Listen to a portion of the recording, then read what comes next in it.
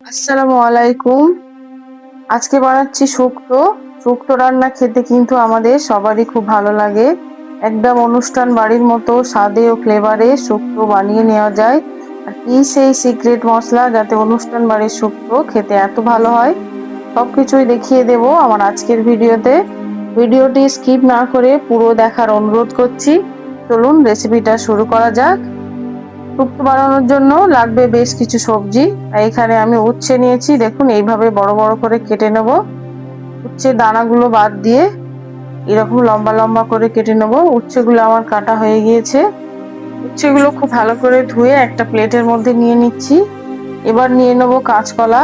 কাঁচকলাটাকেও দুই পাশ কেটে মাঝখান থেকে একটা ফালি করে নিয়ে লম্বা লম্বা করে উচ্ছের মতোই কেটে নেব। শুক্তো রান্নার প্রত্যেকটা সবজি কিন্তু লম্বা লম্বা করে কাটা হয়। এই যে দেখুন এরকম ছাড়িয়ে নিচ্ছি, নিয়ে মাঝখান থেকে চিড়ে দুই দুই ভাগ ও তিন ভাগ করে নেব। কোনো সবজি গোল গোল করে কাটলে বা একদম পাতলা করলে শুক্তো রান্না একদম ভালো লাগবে না খেতে।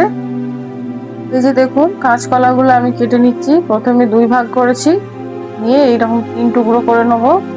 কাঁচকলাগুলো কেটে কিন্তু সঙ্গে সঙ্গে পানির মধ্যে ভিজিয়ে দিতে হবে, নাহলে কাঁচকলাগুলো কালো হয়ে যাবে। একইভাবে আমি এইখানে বেগুন নিয়েছি, বেগুনকেও লম্বা লম্বা করে কেটে নিয়েছি, নিয়ে বেগুনটাকেও কিন্তু পানির মধ্যে খুব ভালোভাবে ধুয়ে নিতে হবে। এবার শুক্তো বানানোর জন্য আমি কি কি সবজি নিয়েছি একটু দেখে নিন।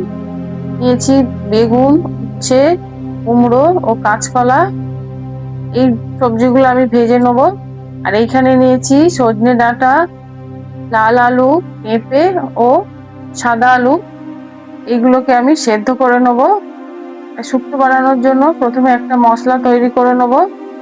নিয়েছি তিন টুকরো আদা, ওর মধ্যে দিয়ে দেবো কালো সর্ষে ও সাদা সর্ষে একটু মিক্স করে আমি নিয়েছি 1 চা চামচ।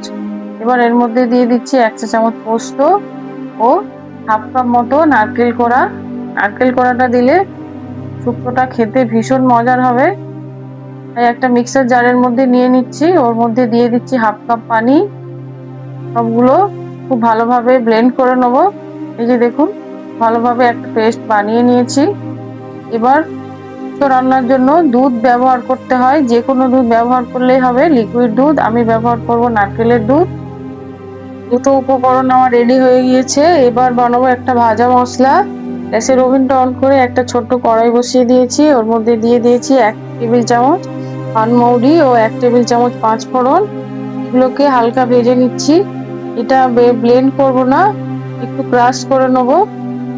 দেখুন ভাজা হয়ে গিয়েছে। এবার ওই ওভেনের মধ্যেই বসিয়ে দিয়েছি একটা কড়াই, দিয়ে দিয়েছি 1 কাপ পানি ও 1 টেবিল চামচ লবণ। যে সবজিগুলো আমি সেদ্ধ করব বলেছিলাম সেইগুলো হালকা সেদ্ধ করে নেব।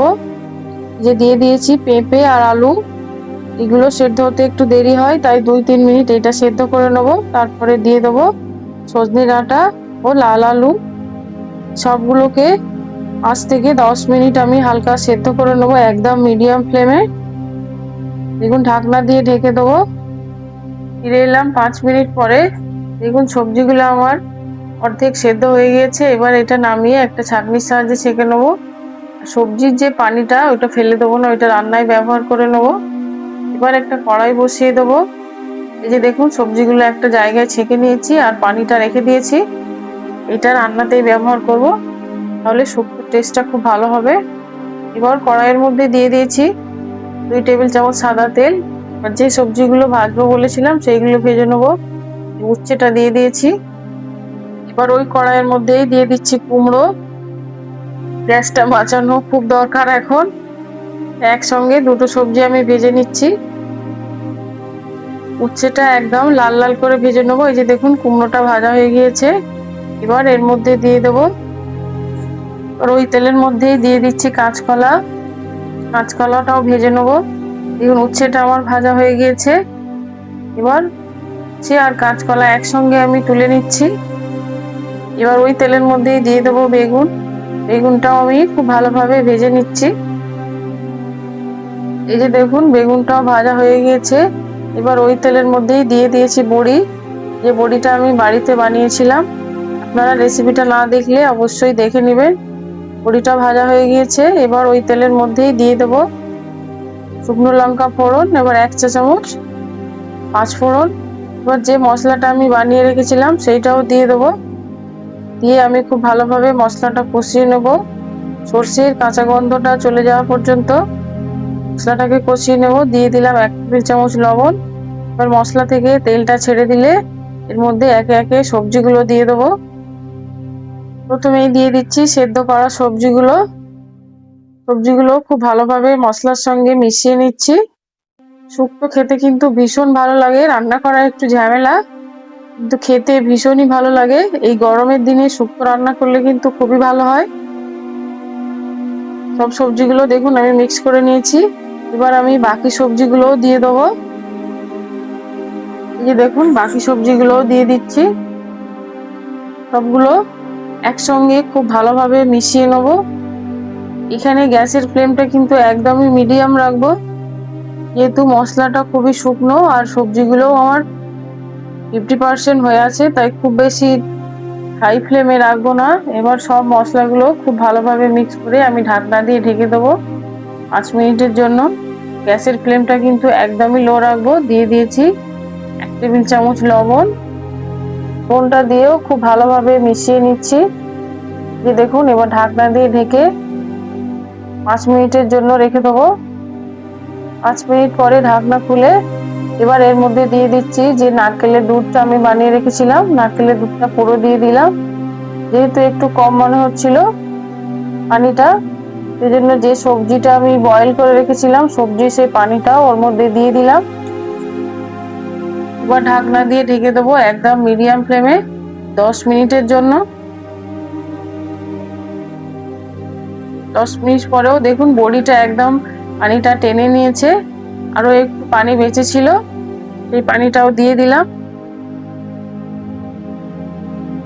এবার দেখুন আমার শুক্তো রান্নাটা প্রায় হয়ে গিয়েছে। সবগুলো খুব ভালোভাবে আরেকবার নেড়ে নিচ্ছি। এবার এর মধ্যে দিয়ে দিচ্ছি 2 টেবিল চামচ চিনি। চিনিটা অবশ্যই দিবেন। চিনিটাও খুব ভালোভাবে মিশিয়ে নিয়ে এবার যে ভাজা মশলাটা ভেজে রেখেছিলাম ওইটাও দিয়ে দেবো। ভাজা মশলা দিয়ে আর বেশিক্ষণ রান্না করব না, তাহলে মশলার ফ্লেভারটা নষ্ট হয়ে যাবে। তাই মশলাটা দিয়ে একটু নাড়াচাড়া করে এবারে একদম শেষে দিয়ে দেবো 2 টেবিল চামচ ঘি। ঘিটা অবশ্যই দিতে হবে। এবার সবগুলো খুব ভালোভাবে মিক্স করে এবার এখানে আমি গ্যাসের ফ্লেমটা অফ করে দিয়েছি। দেখুন আমার শুক্তো রান্না একদম রেডি। গরম গরম ভাতের সঙ্গে কিন্তু এই শুক্তো রান্না খুবই ভালো লাগবে। আপনারা অবশ্যই বাড়িতে বানাবেন। আশা করছি আমার আজকের রেসিপি খুবই ভালো লেগেছে। ভালো লাগলে একটা লাইক করে আমাকে কমেন্ট করে জানাবেন আর বেশি বেশি শেয়ার করে দেবেন। যারা এখনো আমার চ্যানেলটা সাবস্ক্রাইব করেননি অবশ্যই সাবস্ক্রাইব করে আমার চ্যানেলের সঙ্গেই থাকবেন। আবারও নিয়ে আসবো অন্য এক রেসিপি। সবাই ভালো থাকবেন। আল্লাহ হাফিজ।